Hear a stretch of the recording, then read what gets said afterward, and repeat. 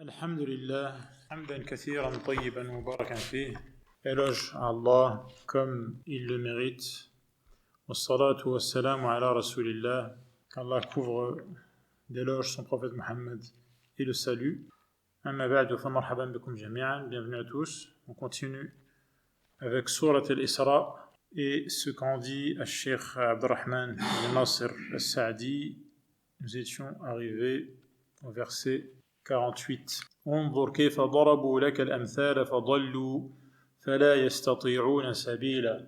Au sujet de ces gens qui, dès le départ, ont pour règle qu'ils ne suivront pas le Coran, quoi qu'il arrive, car pour eux, ce ne sont que des paroles d'un ensorcelé.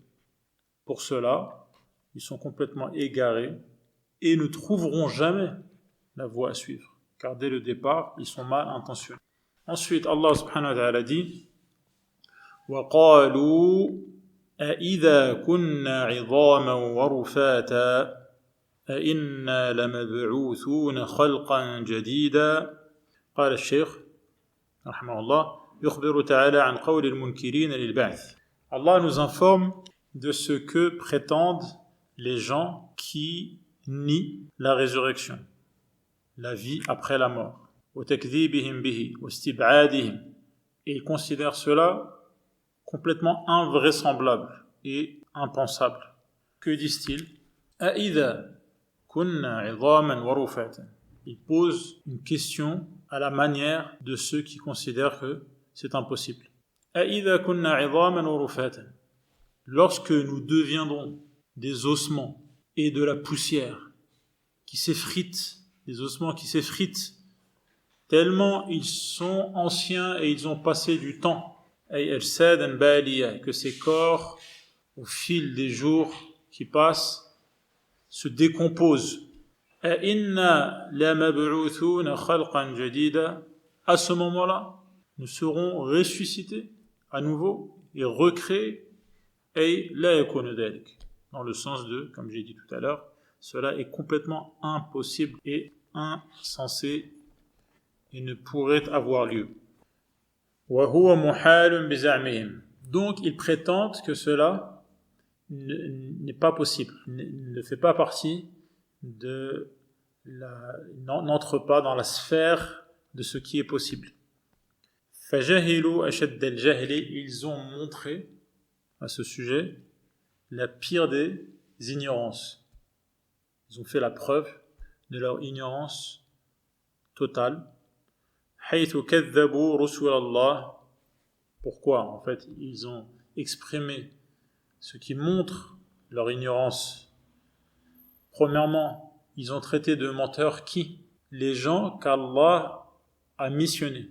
Rasulullah. Puisqu'il s'agit des gens qui ont été missionnés par Allah, cela signifie que ce qu'ils disent, ils ne l'inventent pas. Ils ne font que transmettre ce qu'on leur a dit de transmettre. D'accord? Donc c'est la première chose. En sachant, bien sûr, que ces hommes-là qui ont été choisis par Allah pour transmettre la révélation sont toujours des gens qui ne mentent jamais. Donc, si on traite de menteurs, les gens qui sont les plus véridiques, qu'est-ce qui reste? On va croire qui? Donc ça, c'est la première chose. وَجَحَدُوا آيَاتِ اللَّهِ. Deuxièmement, ils sont dans le déni des signes d'Allah. Il y a des signes d'Allah autour de nous, dans cet univers observable, qui montre que la vie après la mort et la réanimation de quelque chose qui a perdu la vie, donc qui est inanimé, mais qui redevient animé, on voit cela. Il y a des indices qui montrent cela dans la nature et autour de nous. Donc, nier la possibilité même de la résurrection revient à nier les signes visibles qui nous entourent. Les signes visibles, il y en a plein. Hein, comme Allah dit, la terre qui revit après la mort. Même en français, on dit. Au printemps, la nature revit. D'accord? Le sommeil et le réveil, par exemple. Les signes de la puissance infinie d'Allah, en observant les cieux, par exemple. La khalqus samawati wal ard akbaru min khalqin nas. Qui sont l'indice, ces cieux sont l'indice d'une force et d'une puissance bien plus majestueuse et imposante que celle nécessaire à la résurrection des êtres humains. Et ainsi de suite. Donc eux, en niant l'éventualité de la résurrection, ils nient ces signes pourtant visibles. وَقَاسُوا قُدْرَةَ خَالِقِ السَّمَاوَاتِ وَالْأَرْضِ بِقُدَرِهِمْ الضَّعِيفِ. Ils font preuve d'ignorance parce qu'ils ont établi une comparaison entre qui et qui. Ils ont établi une comparaison entre la puissance, et la force et la capacité d'Allah qui a créé les cieux et la terre, qui sont bien observables. Ils ne peuvent pas nier qu'ils sont dans cet univers où il y a des cieux et une terre, qui sont le résultat d'une force. Ils ont comparé la force de celui qui a créé tout cela à leur force à eux, en se disant que c'est pas possible. Pourquoi ils disent c'est pas possible? Parce que pour eux, ils n'arrivent pas. Un être humain ne pourrait pas réaliser une résurrection. Et c'est ça son unité de mesure, c'est sa force à lui, cet être humain. Et donc, il s'est dit, mais c'est pas possible d'y arriver. Et ça, c'est la marque, d'accord, fer rouge de l'ignorance, de comparer ce qui est incomparable. Comparer la force d'Allah, créateur des cieux et de la terre, à leur force à eux, qui sont de faibles créatures, impuissantes. بقدرهم الضعيفة العاجزة فلما رأوا أن هذا ممتنع عليهم لا يقدرون عليه جعلوا قدرة الله كذلك فسبحان من جعل خلقا من خلقه يزعمون أنهم أولو العقول والألباب. Et cela est extrêmement étonnant. Parce que ces gens qui nient la résurrection, jusqu'à nos jours, se présentent comme étant les gens intelligents, comme étant les gens civilisés, comme étant les gens qui ont atteint des degrés dans la connaissance et dans la science, et dans la réflexion humaine. Donc, l'étonnement n'en est que plus étonnant. Voilà ce qu'ils disent et voilà comment eux se présentent. Il y a en cela le signe qu'Allah fait ce qu'il veut. Allah fait ce qu'il veut et guide qui il veut. Donc Allah, et c'est en soi un autre signe d'Allah, de faire en sorte que ce soit les gens qui pensent être les plus intelligents et les plus développés et les plus à la pointe de la connaissance, ce soit ces gens-là qui font la preuve de la pire des ignorances, en niant l'éventualité même de la vie après la mort.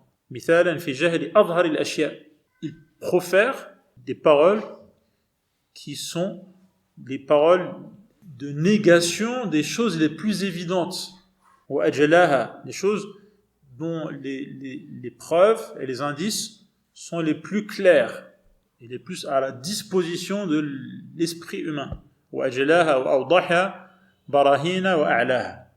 Donc ce qui est le plus facile à démontrer, c'est ce que nient ces gens qui se prétendent pourtant être les plus intelligents. Et là, comme dit le cheikh, Subhanallah, Allah fait ce qu'il veut. لِيُرِيَ عِبَادَهُ أَنَّهُ مَا ثَمَّ إِلَّا تَوْفِيقُهُ وَإِعَانَتُهُ. Et ça, il y a Ibn al-Qayyim qui l'a dit avant lui. À savoir qu'il y a autour de nous 1001 signes qui montrent qu'Allah a la force infinie de tout faire, ce qui inclut de refaire les corps, donc la résurrection. Et il y a des signes de résurrection par la mort, et ce qui ressemble à la mort, qui ensuite est suivi par la vie ou le retour à la vie et la réanimation. Tous les jours, dans chaque société, il y a une extinction de l'activité. Au cœur de la nuit, tu passes dans une ville, il n'y a rien. Et le matin, un retour à la vie. Tous les jours, il y a des signes. Et c'est également un autre signe que malgré cela, des gens restent aveugles. C'est un autre signe qui montre, cette fois-ci, que c'est Allah qui guide. C'est ce que redit le cheikh ici. Allah a présenté ces gens pseudo-intelligents comme un signe que sans l'aide d'Allah, tu ne peux rien comprendre. Sans la permission d'Allah, tu ne peux rien voir, même les choses les plus évidentes. ما ثم إلا توفيقه وإعانته أو الهلاك والضلال. Si Allah ne t'accorde pas l'aide et le succès pour réussir, tu ne concrétiseras rien d'autre que l'égarement et la perte absolue. Rabbana la tuzigh qulubana ba'da idh hadaytana. Rabbana, Seigneur, ne fais pas dévier nos cœurs après nous avoir montré et guidé et permis de suivre le droit chemin. Wa hab lana min ladunka rahma. Accorde-nous par ta grâce et ta bonté, ta pitié. Innaka antal wahhab, car c'est toi qui donnes tout ce qu'il y a à donner. C'est l'invocation que disent ulul albab, justement. Les vrais intelligents savent que si Allah ne maintient pas leur cœur sur le droit chemin, c'est fini. C'est la glissade assurée et le dérapage non contrôlé. قال الشيخ رحمه الله ولهذا أمر رسوله صلى الله عليه وسلم أن يقول لهؤلاء المنكرين للبعث استبعادا. Donc voilà pourquoi Allah ordonne à son messager de dire à ces négateurs de la résurrection, parce qu'ils ne conçoivent pas que cela soit possible, قُلْ كُونُوا حِجَارَةً أَوْ حَدِيدًا أَوْ خَلْقًا مِمَّا يَكْبُرُ أي يعظم في صدوركم لتسلموا بذلك على زعمكم من أن تنالكم قدرة الله أو تنفذ فيكم مشيئته. Donc Allah a dit à son prophète de dire à ces gens-là, ces négateurs, soyez ce que vous voulez comme matière, soyez de pierre ou soyez de fer ou n'importe quelle matière qui pour vous est importante et résistante, en cherchant à échapper à la puissance d'Allah et à son pouvoir, et donc notamment à ne pas subir la volonté d'Allah qui inclut d'être ramené à la vie pour être jugé, récompensé ou puni. Cherchez à être ce que vous voulez. Mimma yakburu fi sudurikum. Yakburu, donc ici ya'bumu, c'est-à-dire qu'il y a ce qui est important à vos yeux, le matériau important à vos yeux qui permet d'être invincible. Et donc en Coran on retrouve également yakbar. Donc soyez attentif, il y a kabira, yakbaru. Ça veut dire grandir, devenir kabir. Comme Allah a dit dans quel verset? وَلَا تَأْكُلُوهَا إِسْرَافًا وَبِدَارًا أَنْ يَكْبَرُوا, parlant des orphelins. Donc, ne vous précipitez pas de consommer les biens des orphelins avant qu'ils ne grandissent. أَنْ يَكْبَرُوا, donc qu'ils deviennent grands après avoir été petits. Mais يَكْبُرُوا, le kabura, parce que fa'ula donne yaf'ulu, rien d'autre. Kabura, ça peut donner que yakburu. Kabura maqtan 'inda Allah an taqulu ma la taf'alun. Et ici, aw khalqa mimma yakburu. C'est pas une question de développement de l'état d'enfance à l'état d'adulte ou de la petitesse à la grandeur. C'est pas une question de proportion. C'est une question d'importance abstraite. C'est le cas ici. Soyez le matériau que vous voulez, soi-disant, pour être invincible, être à l'abri de l'emprise d'Allah. Soyez des rochers, soyez du fer, soyez en autre matière, qui, pour vous, est importante dans l'invincibilité et capacité à résister. Résister à quoi? Vous voulez résister à quoi? Au pouvoir d'Allah, à la volonté d'Allah.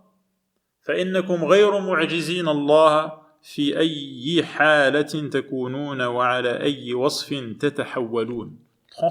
Transformez-vous en ce que vous voudrez. Vous ne mettrez jamais Allah en échec et vous ne serez jamais à l'abri de sa volonté, quelle que soit votre situation ou votre morphologie ou votre état.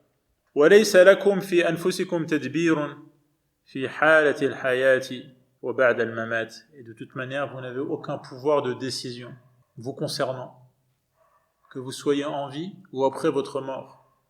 Ce n'est pas vous qui décidez, même à votre propre sujet. فَدَعُوا التَّدْبِيرَ وَالتَّصْرِيفَ لِمَنْ هُوَ عَلَى كُلِّ شَيْءٍ. Lâchez donc prise et laissez celui qui a la capacité de tout faire et qui cerne tout, laissez-le lui gérer les choses. Ne cherchez pas à gérer quoi que ce soit vous concernant. فسيقولون حين تقيم عليهم الحجة في كل شيء نعم في البعث من يعيدنا. lorsque les preuves seront accablantes, qui ne pourront pas s'y échapper, qui seront cernées par l'argumentation concernant la réalité de la résurrection, de la vie après la mort, que diront-ils à ce moment-là? Mais yu'iduna, et qui va nous redonner la vie?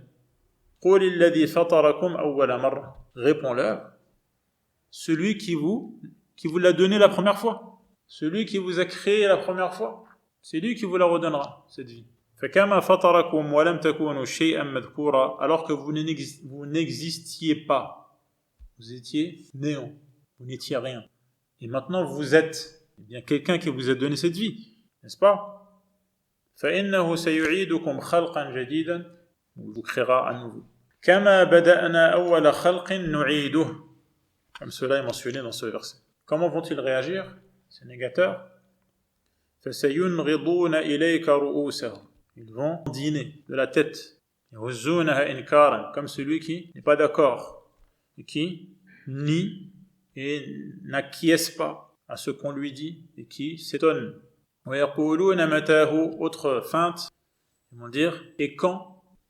Donc qui? Ils ont eu la réponse. Continuent dans leur déni en disant quand maintenant. مَتَاهُ مَتَى وَقْتُ الْبَعْثِ الَّذِي تَزْعُمُهُ عَلَى قَوْلِكَ, tu prétends qu'il y a une résurrection. Quand? Dis-nous quand. لَا إِقْرَارًا مِنْهُمْ لِأَصْلِ الْبَعْثِ, en disant quand, cela ne veut pas dire que finalement ils sont d'accord, mais maintenant ils veulent savoir quand est-ce que ça va avoir lieu. Non. Ils continuent dans le déni. Ils disent quand, en restant sur la lignée de celui qui de toute manière n'y croit pas. بَلْ ذَلِكَ سَفَهٌ مِنْهُمْ وَتَعْجِيزٌ, donc c'est une manière insensée de réagir. Quelqu'un qui est sensé, à partir du moment où une chose est vraie, peu importe quand est-ce qu'elle va avoir lieu. Et l'ignorance du délai ne remet rien en cause. Si une chose est vraie, elle est vraie. Qu'elle arrive maintenant, demain ou dans 100 ans, qu'est-ce que ça change? Ou qu'on sache même pas quand est-ce qu'elle va avoir lieu, qu'est-ce que ça remet en question? En quoi ça remettrait la chose en question? C'est un autre sujet.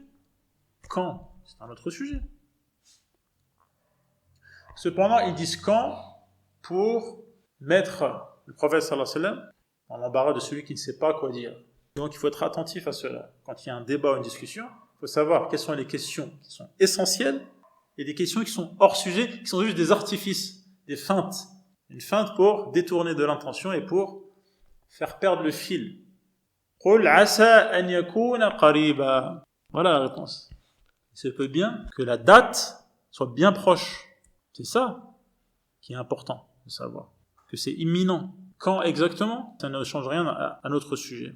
قُلْ عَسَى أَنْ يَكُونَ قَرِيبًا فَلَيْسَ فِي تَعْيِينِ وَقْتِهِ فَائِدَةٌ. Il n'y a pas d'intérêt à savoir précisément la date. Ce qui est dans ton intérêt à toi, si tu cherches ton intérêt, c'est de t'y préparer, car cela est imminent et arrive à grands pas. Voilà l'intérêt. وإنما الفائدة والمدار في تقريره والإقرار به وإثباته. Le grand intérêt, c'est de savoir que la résurrection va avoir lieu et de l'affirmer et de le reconnaître. فكل ما هو آت فإنه قريب.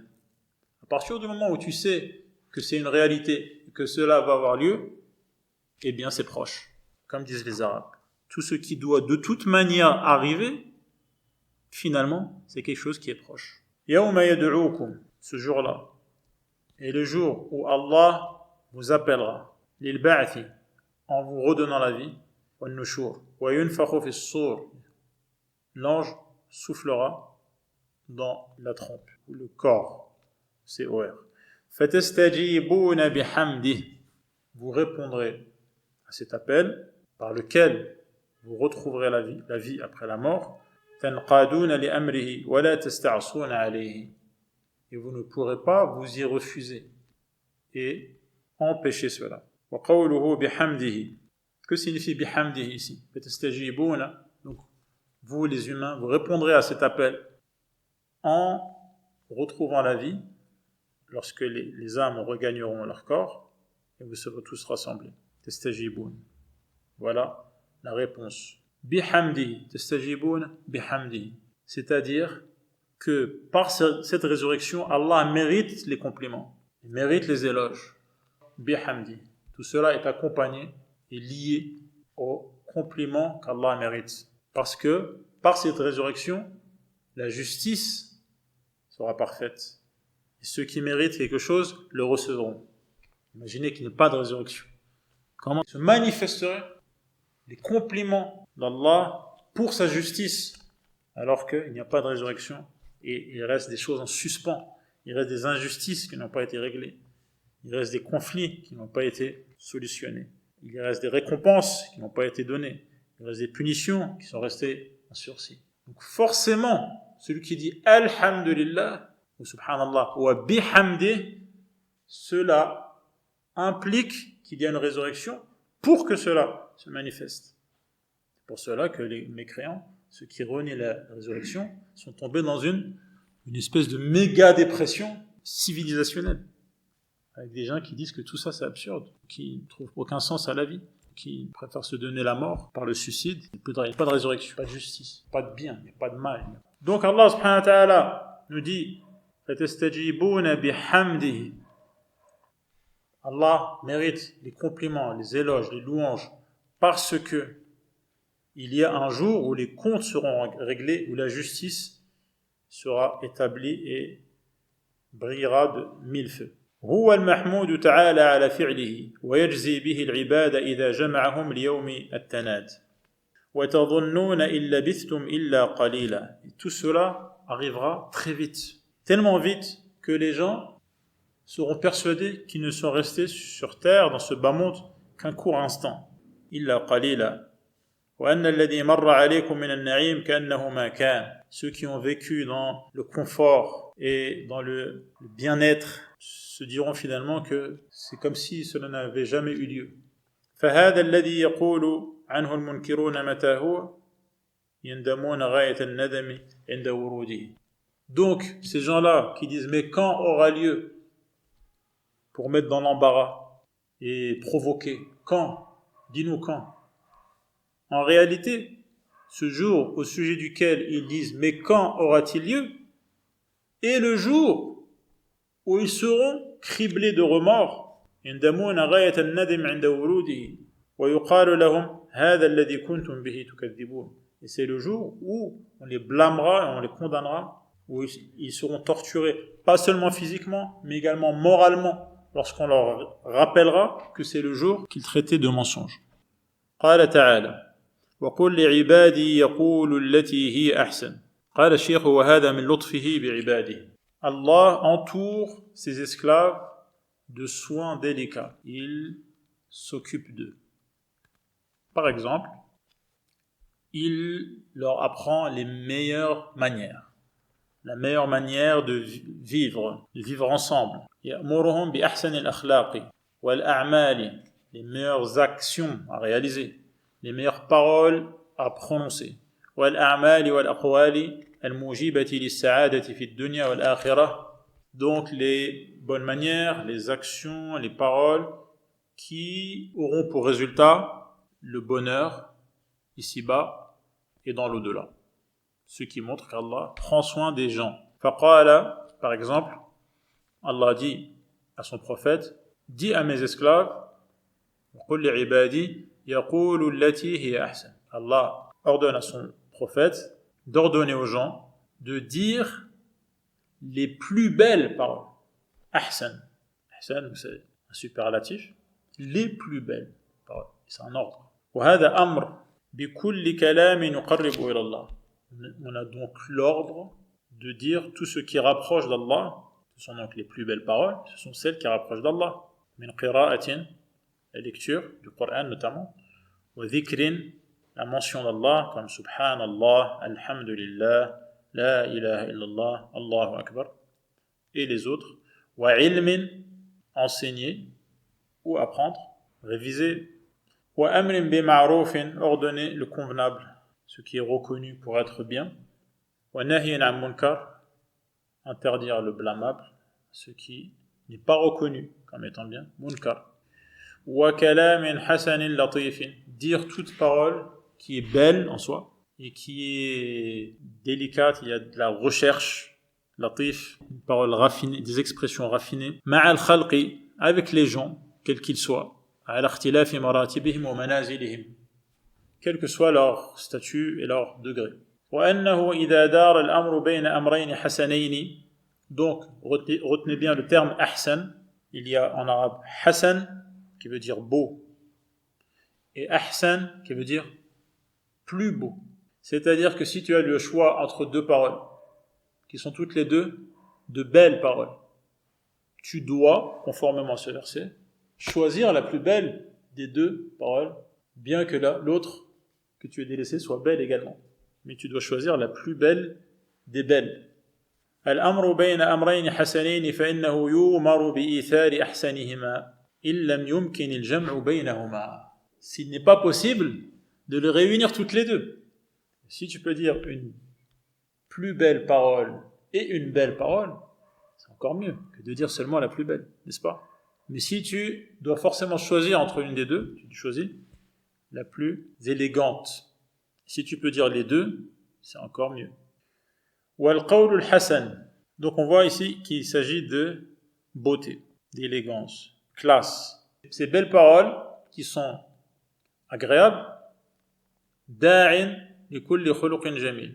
La belle parole va entraîner avec elle les belles actions et l'amal salih, les actions convenables, de bien, les actions les bons actes, les belles œuvres et également les bonnes manières. Tout ça va ensemble.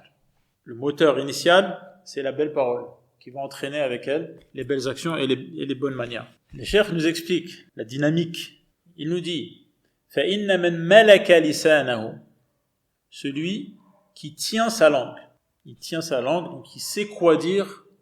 Il sait même choisir dans ce qu'il va dire ce qu'il y a de plus éloquent, ce qu'il y a de plus adapté. Donc il maîtrise sa langue. Il ne dit pas ce qu'il a envie de dire. Il dit ce qu'il choisit de dire. Donc, yamlik. D'accord? Il est maître. Il maîtrise sa langue. Malaka jami'a amrihi. Celui qui réussit à maîtriser sa langue, en fait, il maîtrise tout ce qui le concerne. Voilà le secret. وقوله إن الشيطان ينزغ بينهم أي يسعى بين العباد بما يفسد عليهم دينهم ودنياهم. Donc tu dois, quand tu parles à quelqu'un, choisir ce qu'il y a de mieux à dire, car toi et lui, vous avez un ennemi qui cherche à brouiller la relation. Inna shaytan yanzaru baynahum yas'a bayna al-ibad bima yufsidu alayhim dinahum wa dunyahum. Al-shaytan fait tout ce qu'il a comme possibilité pour perturber ce qui concerne ta vie matérielle, ta vie religieuse. Fadawa'u hada, mais son action, son plan, sa ruse a un antidote. Un antidote. Quel est-il? Dawa'u hada an la yuti'uhu fi al-aqwali ghayr al-hasan, et de désobéir au diable. On a déjà parlé de ça dans d'autres versets. La ta'budu shaytan. Il faut désobéir au diable qui ordonne de dire les paroles qui ne sont pas belles, justement. Le contraire. Allah veut qu'on dise les plus belles paroles. Al-shaytan veut que tu dises de mauvaises paroles. Et son but final, c'est que rien n'aille, que ça n'aille pas. Il veut que ça n'aille pas. Concernant la religion ou concernant le matériel. Il faut donc lui désobéir lorsqu'il t'ordonne et t'incite à dire ce qui n'est pas beau à dire, ce qui n'est pas agréable. التي يدعوهم إليها وأن يدينوا فيما بينهم. Il faut désobéir au diable en étant commode, en étant quelqu'un d'accessible, de facile à vivre. Pas être quelqu'un de compliqué avec lequel il est désagréable de parler ou de côtoyer. Impossible à vivre. Donc les croyants entre eux doivent s'accommoder les uns des autres. Yalinu fima bainahum. لينقمع الشيطان الذي ينزغ بينهم. C'est ainsi que le diable retournera bredouille, alors qu'il cherchait à attiser les conflits et la haine entre les croyants. فإنه عدوهم الحقيقي. Le véritable ennemi des êtres humains, c'est الشيطان. الذي ينبغي لهم أن يحاربوه. C'est un ennemi qu'il faut combattre. C'est une guerre sans pitié. فإنه يدعوهم ليكونوا من أصحاب السعير. Car cet ennemi t'attire afin que tu fasses partie des gens de l'enfer. وأما إخوانهم فإنهم وإن نزغ الشيطان فيما بينهم وسعى في العداوة فإن الحزم كل الحزم السعي في ضد عدوهم. Entre frères, même si le diable cherche à attiser la rancœur et les tensions entre eux, il faut être alerte, c'est-à-dire sur le qui-vive, pas se laisser endormir. Al-hazm, qu'est-ce que c'est cet état d'esprit? C'est d'être toujours à l'opposé de ce que veut Shaitan. Toujours être en vis-à-vis. Il veut une chose, toi tu veux le contraire. D'accord? Être opposé à cet ennemi et réussir à se freiner et à se maîtriser et à empêcher son désir de faire du mal à l'autre et son désir d'obéir à des volontés maléfiques venant de leur ego. Al-nafs al-ammara bis-sou. Car cet ego qui ordonne le mal, al-nafs, c'est la porte d'entrée du diable. Donc il faut que toi, tu aies la force, parce que tu es quelqu'un d'intransigeant sur ces points, la force de te repousser toi-même lorsque c'est ton ego qui cherche à prendre le dessus. Car si tu ne le fais pas, ce sera la porte d'entrée par laquelle le Shaitan franchit donc la barrière et tu lui donnes la possibilité donc d'agir. En réalisant tout cela, tu obéis à ton maître et c'est ainsi que les choses s'améliorent et suivent une bonne marche. C'est ainsi qu'ils trouvent la bonne voie. هذا والله أعلم وصلى الله على محمد وعلى آله وصحبه أجمعين